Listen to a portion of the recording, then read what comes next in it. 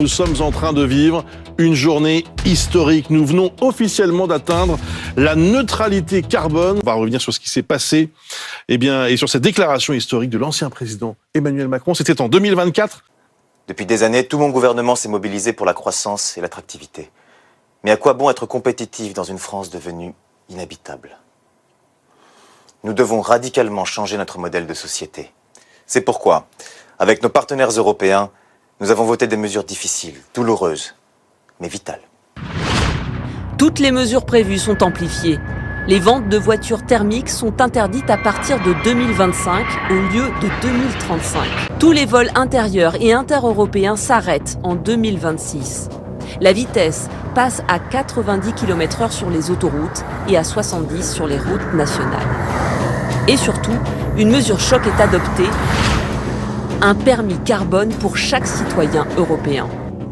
L'effort doit être collectif. Actuellement, chaque Français consomme 9 tonnes de CO2 par an.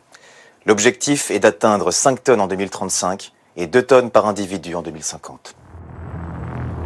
Une mesure très impopulaire au départ, mais qui aujourd'hui est adoptée par tous les Français. On va revenir avec vous sur ce permis carbone qui a joué un rôle très important pour atteindre la neutralité carbone. Et concrètement, à chaque fois que nous faisons un achat, le montant carbone est décompté de notre carte. C'est valable dans tous les domaines. Quelques chiffres, même si ces chiffres, on les a tous en tête maintenant. Une baguette de pain, 150 grammes de CO2. C'est pas beaucoup, mais c'est quand même décompté dans le permis carbone.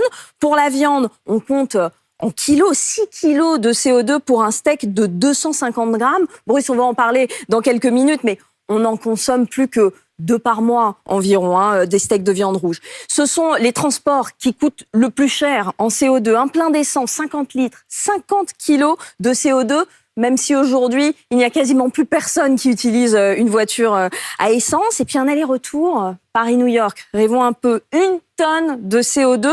En un voyage long courrier, vous consommez la moitié de votre quota annuel.